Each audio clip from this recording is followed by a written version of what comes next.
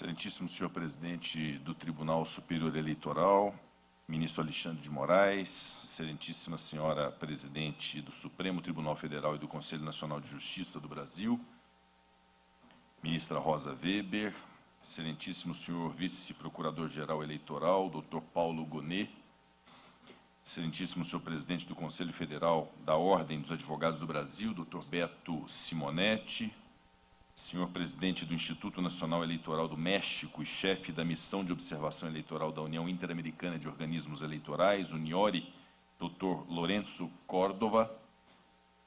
Cumprimento também os excelentíssimos senhores ministros e ministras do Tribunal Superior Eleitoral, ministra Carmen Lúcia, do Supremo Tribunal Federal, corregedor-geral da Justiça Eleitoral, ministro Benedito Gonçalves, ministro Sérgio Banhos, ministro Carlos Horbach, ministra Maria Cláudia Buchianeri Pinheiro. Todas as senhoras, todos os senhores, minhas saudações aos convidados, às autoridades estrangeiras, representantes de organizações internacionais que se juntam a nós neste momento síntese de renovação de nosso compromisso com a democracia. Em 3 dias, os brasileiros e as brasileiras irão às urnas. Somos mais de 156 milhões os cidadãos aptos a votar nas eleições gerais que se realizam no próximo domingo. Ainda que se mantenha o nível de abstenção das eleições de 2018, de pouco mais de 20%, mais de 120 milhões de eleitores deverão comparecer às urnas no Brasil. Cada um dos eleitores habilitados votará 5 vezes para presidente da República, senador, deputado federal, governador do estado, deputado estadual ou distrital. Numa estimativa conservadora, serão computados 600 milhões de votos destinados a mais de 27 mil candidatos. Trata-se de uma mobilização incomparável e os números são todos superlativos. Serão 94.028 locais de votação no Brasil e no exterior. Mais de 1.800.000 mesários trabalharão nas sessões eleitorais.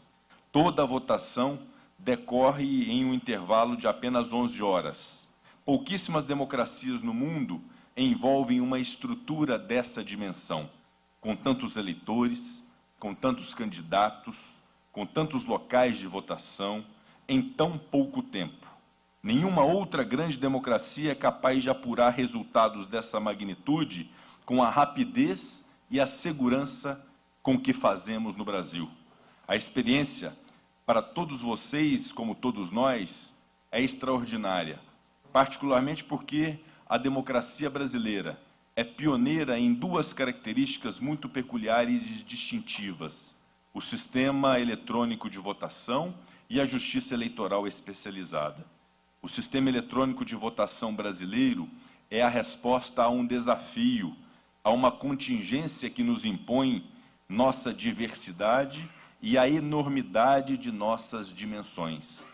Como assegurar a lisura e a tempestividade do processo eleitoral em 5.570 municípios, vários dos quais isolados e com acesso precário?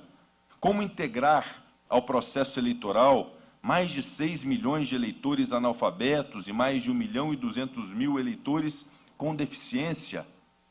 Como viabilizar a participação eleitoral de mais de 32 milhões de eleitores idosos? Como promover uma apuração rápida, econômica, confiável, segura e transparente em um país de proporções continentais?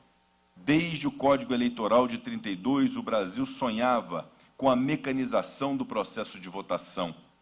Uma mecanização que garantisse a participação de todos e que nos libertasse de armadilhas eleitoreiras, das eleições a bico de pena, do voto de cabresto, do coronelismo, das fraudes eleitorais que fizeram da República Velha apenas uma encenação de democracia.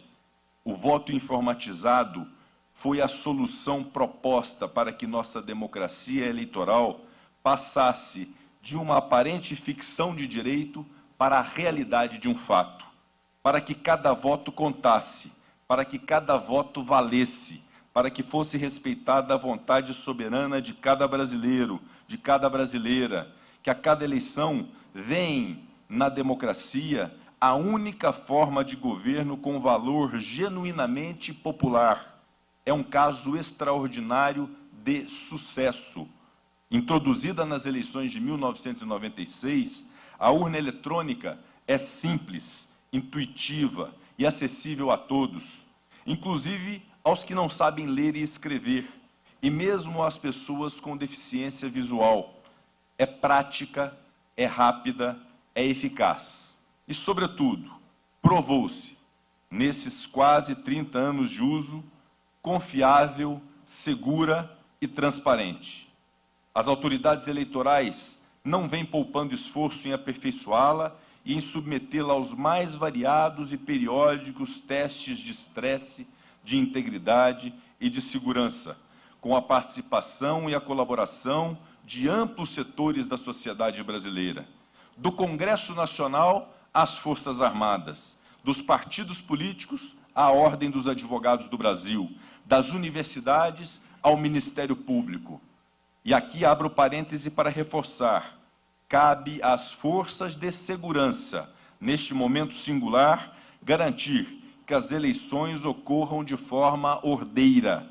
Portanto, são tantas as barreiras de segurança, são tantos os controles e registros, são tantas as formas de fiscalização e auditoria, que não há como não identificar e isolar falhas ou quaisquer tentativas de violação do processo eletrônico de votação.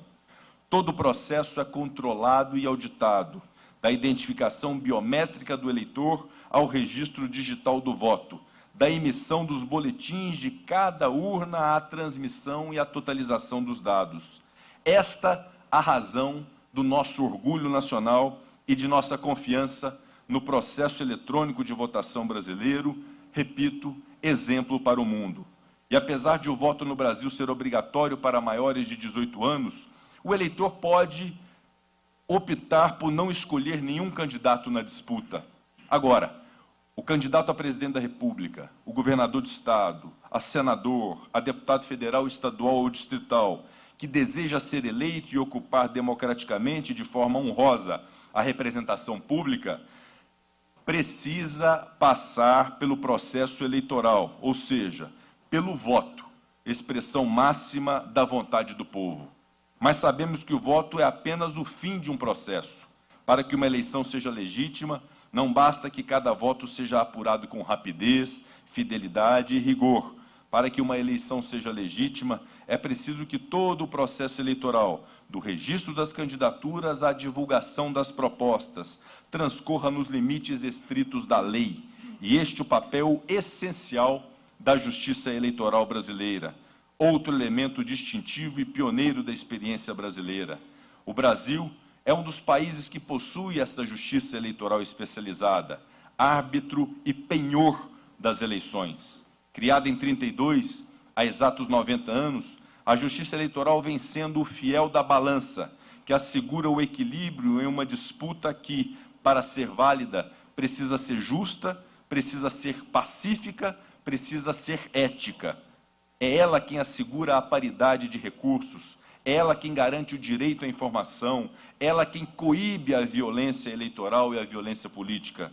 Sem essa vigilância ativa, sem essa equidistância política, sem esse desinteresse direto no pleito, sem esse rigor jurídico, as escolhas não seriam verdadeiramente livres, soberanas e informadas. E esta, entendemos, é outra grande contribuição que a experiência brasileira pode dar ao mundo.